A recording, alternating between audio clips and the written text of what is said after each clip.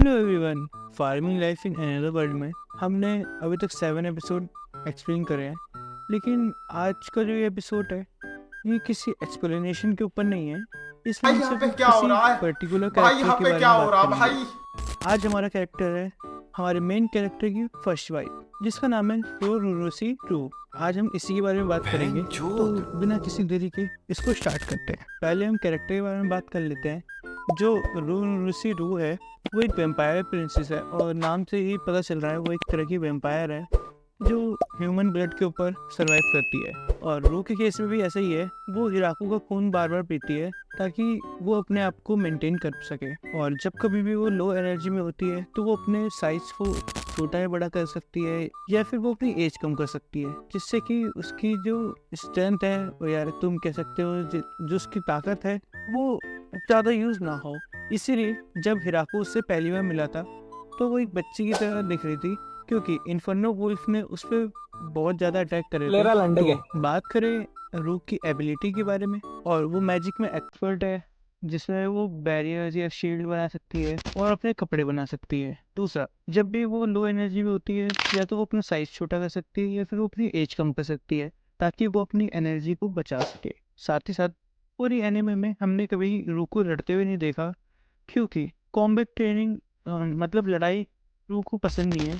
क्योंकि जब भी वो लड़ाई करती है तो वो उससे बहुत ज़्यादा थक जाती है, और जिसकी वजह से वो अपने साइज को मेंटेन नहीं कर पाती। तो हिराकू से मिलने से पहले रू एक किंगडम में रहती थी जिसका नाम गिलबर्ट है, और वो वहाँ से भाग जाती है जब वहाँ पे ह्यूमंस अपना कब्जा कर लेते हैं। इसके बाद वो अलग अलग किंगडम्स में घूमती है, और उसकी एक स्पेशलिटी होती है, वो मेडिसिनल रिसर्च करती थी, जिसकी वजह से नोबल्स में उसका बहुत ज़्यादा नाम था। लेकिन एक बार किंगडम ऑफ गोल्सन में वो किसी नोबल के साथ छेड़छाड़ कर देती है, जिसकी वजह से उसे फॉरेस्ट ऑफ डेथ में भागना पड़ता है। और वो नोबल मतलब जो वो आदमी होता है वो रू के ऊपर एक बाउंड्री सेट कर देता है। रू भागते भागते फॉरेस्ट ऑफ डेथ में आती है, जहाँ पे वो सबसे पहले इन्फर्नो वुल्फ को देखती है और उन पे अपनी ताकत यूज करने का सोचती है। लेकिन वो बहुत बड़ी संख्या में होते हैं और ऑफ कोर्स वो बहुत ज्यादा पावरफुल होते हैं, जिसकी वजह से वो उनसे हार जाती है। तब हिराकू उसे बचाने के लिए आता है, लेकिन क्योंकि रू एक वेम्पायर है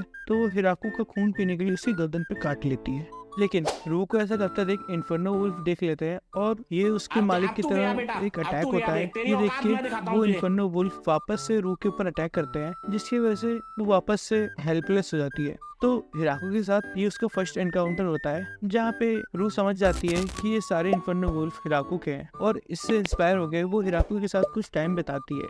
जहाँ पे कुछ समय बाद हिराकू उसे इनवाइट करता है कि वो उसके साथ वहीं पे रहे, और रू के पास भी कोई ऑप्शन नहीं होता, क्योंकि फॉरेस्ट से बाहर निकलते ही उसके ऊपर जो बाउंड्री है उसकी वजह से बहुत से लोग उसको मारने आते, इसीलिए वो हिराकू के साथ रहने लगती है। कुछ टाइम बाद हिराकू और रू एक तरह से कपल बन जाते हैं, और थोड़े टाइम बाद ही रू हिराकू के बच्चे को जन्म भी देती है।